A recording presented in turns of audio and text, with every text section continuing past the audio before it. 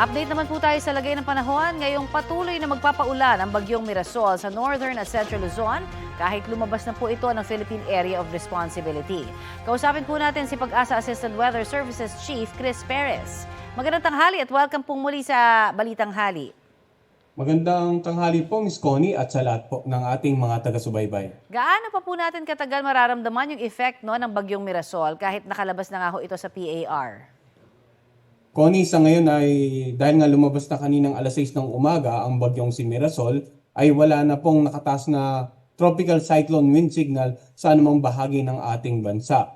At yun nga, nagpalabas na rin tayo ng final tropical cyclone bulletin hinggil dito. Subalit, pinapayang pa rin natin yung mga kababayan natin sa mga lalawigan dito nga sa kanlurang bahagi ng Northern and Central Luzon at maging sa western section ng Southern Luzon na maging alerto pa rin dahil may occasional na bugso ng hangin na inaasahan dahil naman po sa pinag-ibayan nitong habagat. Ngayon, kapag may ganitong pinaglalakas na habagat, ang inaasahan naman po natin yung mga karagatan dito sa mga kanlurang bahagi nga ng Luzon ay magiging katamtaman hanggang sa maalon. Kaya hanggat maaari, iba yung pag-ingat po sa mga kababayan nating papalaot, lalong-lalo yung mga mangingisda at yung mga may maliliit na sakyang pandagat. At saang direksyon naman po yung tinatahak ng bagyong Nando? Ano ho ang aasahan natin sa galaw nito?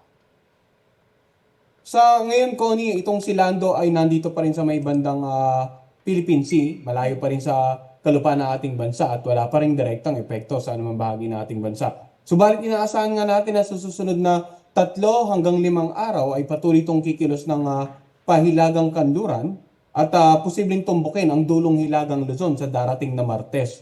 So ngayon pa lang, paunang abiso na sa mga kababayan natin sa Northern Luzon, itong si Nando, inaasahan po natin kikilos patungo dito sa dulong hilagang Luzon na pwede ring maging dahilan kung kaya't maapektuhin din ng ilang bahagi, generally the entire Northern Luzon area at maging ilang bahagi ng Central Luzon simula po sa linggo ng gabi onwards. Ganun po. Marami pong salamat sa inyong update sa amin.